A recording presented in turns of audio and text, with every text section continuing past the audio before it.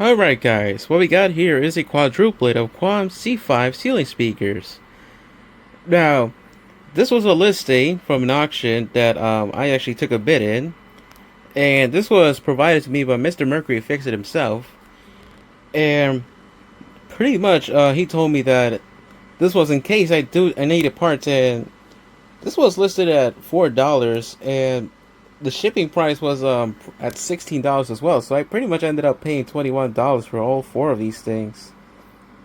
And turns out that all these speakers are in very good shape, so I don't think I might need to part them out. I do plan on selling 3 of them and keeping 1 though. Now, these were very popular installations throughout the 2000s. Pretty much every place we went to, they had Quam C5s. If they were not, if they already did not have the flush mount speakers, like the generic Bose ripoffs or the JBL ripoffs, of course.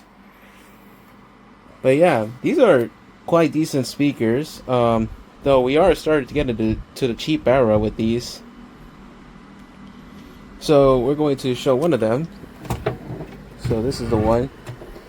Now this one unfortunately had the magnet shifted, so pretty much what happened here is that the basket was pushed downwards. I don't know how that happened, but I had to realign the basket just so the voice coil is not rubbing up against the wall on this one. So yeah, that's pretty much a bummer, but I fixed it, and therefore I had to sacrifice the basket. But all the other 3, they still work. At least they're in good shape. Now this is pretty much what the driver looks like. It has the round basket now. This was made universal in 2005. Before that, this is pretty much the basket shape they were using. So there it is. This is the square one. This is the C10, matter of fact, from 2002. This one's from 2007. It doesn't have that. Well, actually, this one has the date code on it. So 49th week of 2007. I don't know what month that is, but yeah. Now these speakers, they're 70 volt only.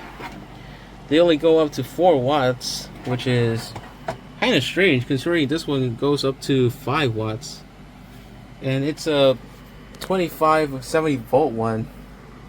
These ones don't. Another thing you may notice is that compared to this one, well, actually, you know, this one was modified, so it is whatever. But these ones, you cannot take off the transformer in case you wanted to use these with a Dolby Atmos system. So yeah, and these are quite a cheaper build, of course. So if anything goes wrong with the transformer, you're out of luck. You gotta replace this entire thing, or unless you are pretty much good with electronics and you could just solder this out and place a new one in, or place a new woofer pad onto one of these hooks on either side. But yeah, and apart from that, I use these cable restraints to hold the transformer wiring as well as the wiring heading to the amplifier. Now the baffle, it is quite decent, though it does feel a bit thinner and lighter compared to the older ones. Matter of fact, I have an older version here. This is the one. This came with that Atlas coaxial speaker, the CF883. And as you see there, it's a BR8W. Now, as you can see, these are very different from each other in terms of finish. So in case you're wondering how, the older ones, I think they use epoxy, and these ones just use powder coating. So it's pretty much easy to figure out which is which. So there's that. But anyways, we're going to play some music on this, so here we go.